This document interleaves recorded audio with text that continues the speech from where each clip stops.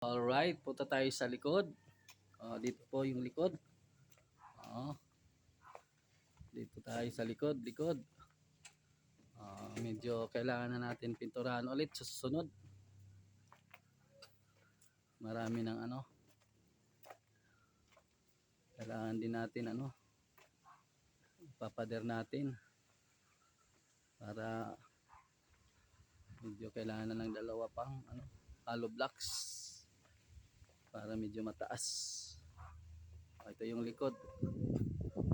Ay may kalamansi tayo. Ito yung kalamansi.